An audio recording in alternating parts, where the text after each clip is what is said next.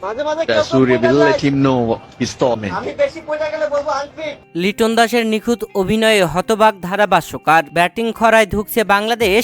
2 দিন থাকতেও তবুও বাংলাদেশের বিপক্ষে শেষ টেস্টে জিততে চলেছে শ্রীলঙ্কা। প্রিয় দর্শক, বাংলাদেশ ও শ্রীলঙ্কার মধ্যকার দ্বিতীয় টেস্টের তৃতীয় দিন শেষ হয়েছে। প্রথম ইনিংসে বাংলাদেশ 247 রান করেছিল।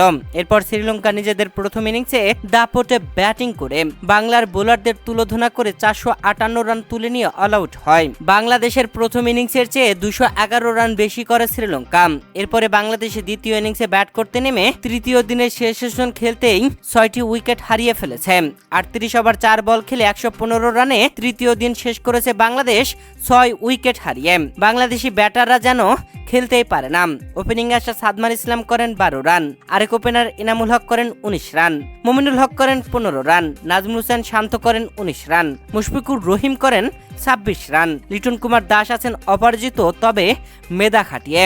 আর মেহেদী হাসান মিরাজ তৃতীয় দিনের শেষ বলে এলবির ফাঁদে পড়ে আউট হয়ে প্যাভিলিয়নে ফিরেছেন 11 রান করেই। লিটন কুমার দাসের নিখুঁত অভিনয়। এর আগে বাংলাদেশ যখন ফিল্ডিং ছিল, শ্রীলঙ্কার উইকেট নিতে পারছিল না, ঠিক তখনই উইকেট কিপিং থেকে লিটন কুমার দাসের বক্তব্য ভাইরাল। সেখানে লিটন কুমার দাস বলেছিল, মাঝে মাঝে কেউ কেউ পইরা যাস, আমি পইরা গেলে বলমু আনফিট আছে।